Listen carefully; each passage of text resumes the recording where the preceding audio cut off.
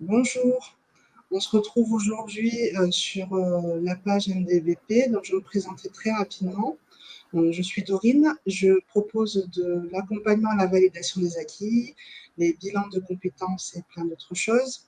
Et aujourd'hui, je voulais vous présenter Marjolaine, qui est une entrepreneuse d'Avignon, qui est déterminée et engagée sur pas mal de choses. Donc, Marjolaine, je vais te laisser te présenter. Bonjour tout le monde, je m'appelle Marjolaine Doucoué, donc je suis chef d'entreprise et agricultrice, voilà, basée à Avignon et d'origine du Cameroun. Est-ce que tu peux nous en dire plus comment tu te définis?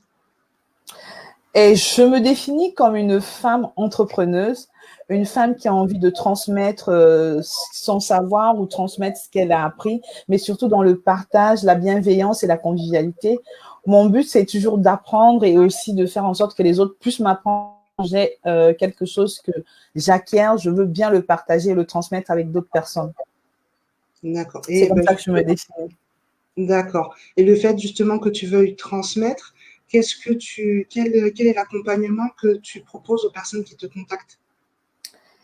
Les personnes qui me contactent, généralement, c'est des jeunes Africains ou des jeunes personnes de tout type de nationalité. Ils vont me contacter justement parce qu'ils ont besoin d'un conseil, ils ont une idée et parfois ils ne savent pas comment le développer en Afrique ou ils ne savent pas sur quel secteur se mettre ou tout simplement, ils ont parfois des idées et ils ne savent même pas sur quoi aller. Donc, moi, je vais vraiment les accompagner en partageant mon parcours, en partageant mon expérience et en leur guidant juste à ne pas faire d'erreurs sur comment est-ce qu'ils peuvent investir en Afrique. Parce qu'aujourd'hui, on a beaucoup de jeunes Africains et de jeunes personnes qui veulent investir en Afrique. Mais comment faire à investir en Afrique et tout simplement aussi comment investir ici ou créer une entreprise. Donc, ils me trouvent comme une personne qui peut leur partager mon exemple au travers de ce que j'ai déjà entrepris. Et moi, je vais les accompagner pas à pas en leur partageant ma propre expérience vécue. D'accord. Et justement, tu parlais là de l'international, notamment en Afrique. Et quels sont enfin, selon toi, selon tes recherches, selon ton expérience, quels sont les secteurs justement qui sont porteurs? Eh bien, justement, il y a un grand marché qui est porté en Afrique aujourd'hui, c'est l'agriculture. L'agriculture, pourquoi? Parce qu'aujourd'hui, c'est quand même un secteur qui est en plein développement.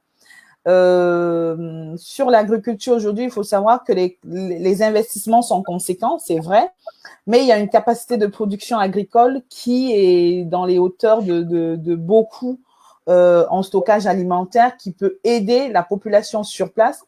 Et on va ne plus être agriculteur parce qu'on peut être agriculteur et le transformer, le distribuer et être nous-mêmes producteurs.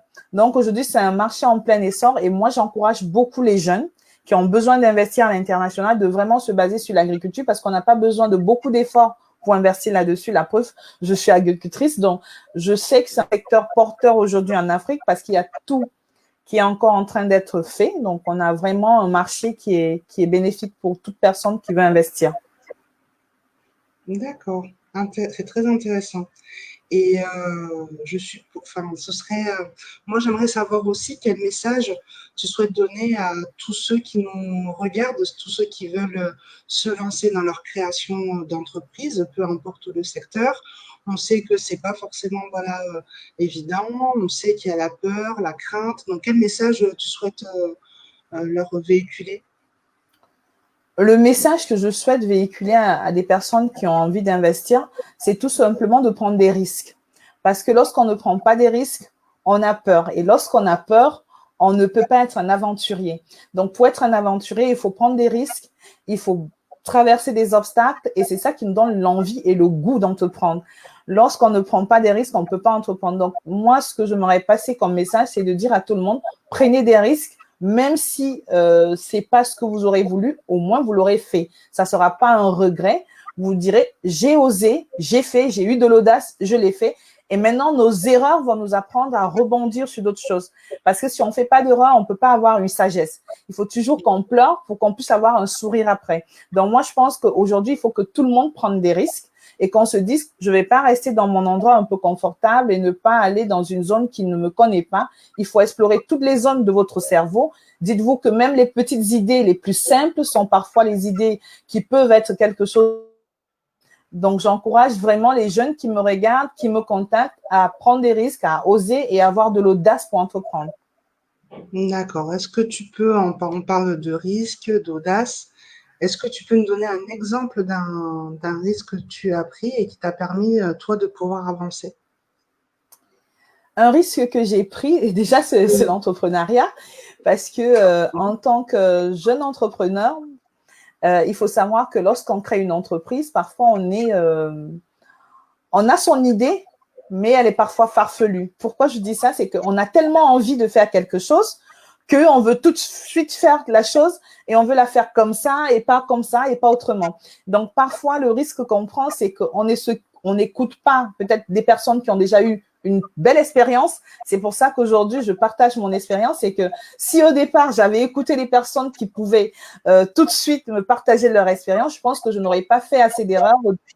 Et quand j'ai fait ces erreurs-là, je me suis remise en question et je me suis dit, il est important que je me fasse accompagner par ceux qui ont déjà quand même un vécu dans l'entrepreneuriat qui est assez en succès ou qui ont quand même des expériences qui sont assez plausibles, bien posées, qui peuvent me partager cette expérience-là pour me permettre de sauter juste les obstacles qui sont sur mon chemin.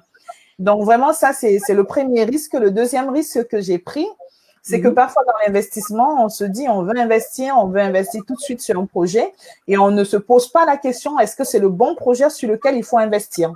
Donc, je pense que si c'était à refaire, je n'investirais plus sur un projet sans toutefois me renseigner et faire une étude de marché approfondie pour savoir est-ce que ce projet est viable, est-ce que c'est un projet porteur. Et donc, moi, je pense que ça, c'est vraiment les deux risques de la base d'une entreprise qu'il faut éviter. Mais avant de les éviter, il faut toujours se rapprocher de quelqu'un qui a vécu cette expérience-là pour pouvoir vous empêcher ou vous partager cette expérience pour que cela ne soit pas un obstacle pour vous ou un risque aussi pour vous plus tard. D'accord. Bah, merci Marjolaine. Donc, de ce que je comprends, bah, il faut prendre voilà, des risques, prendre aussi du recul sur le projet qu'on peut avoir, ne pas aussi avoir voilà, peur de se faire aussi accompagner. Donc après, il y a différentes voilà, formules, mais après, c'est vrai que derrière, ça peut permettre aussi de pouvoir avancer dans ces projets. Moi-même qui avance dans mes projets, je me suis fait accompagner sur certaines parties parce que j'étais pas forcément à l'aise et ça m'a permis bah, de pouvoir gagner du temps et d'être efficace. Donc c'est comme on dit voilà souvent tout seul eh ben on y arrive mais c'est un peu plus compliqué que quand on est plusieurs et qu'on avance, ça permet de pouvoir bien faire avancer le projet. Marjolaine n'est plus là, c'est son réseau qui déconne par rapport ben, sur Avignon où elle est, c'est pas forcément stable, donc c'est pas bien grave. En tout cas, moi et je pense Marjolaine, c'est la même chose. On vous remercie voilà d'être présent. Donc j'ai un peu expliqué le fait que la connexion est coupée parce que ta connexion n'est pas forcément bonne. Oui, Voilà, on a été coupé. Non, pas du live tout. et c'est pas bien grave. Et bah, en tout cas, je te remercie voilà, de nous avoir voilà, éclairci voilà, sur le sujet. Donc là, j'ai indiqué voilà, en bas de l'écran, il y a sa page Facebook. Donc n'hésitez pas à aller voir, liker. Si voilà, ce qu'on a pu échanger cet après-midi vous a intéressé, n'hésitez pas à laisser un commentaire, n'hésitez pas à laisser un like. S'il y a d'autres sujets que vous souhaitez qu'on puisse aborder, n'hésitez pas aussi de mettre en commentaire. Il n'y a pas de souci, on est là pour ça. Je te remercie, Marjolaine. Je ne sais pas si tu m'entends. Bon, Marjolaine ne m'entend pas. Donc, en tout cas, Non, je je te ne remercie. t'entendais pas, je t'ai perdu. Je t'ai perdu un moment, oui. Voilà, il n'y a pas de souci. Je te remercie voilà, pour ton intervention. Je te souhaite ben, un bel été. Merci, Dorine. Plein de choses pour tes projets. Eh bien, Et puis, je te dis à merci bientôt. beaucoup. Merci. À bientôt. Au Eh bien, revoir. je te dis à très bientôt. Merci beaucoup. Au revoir.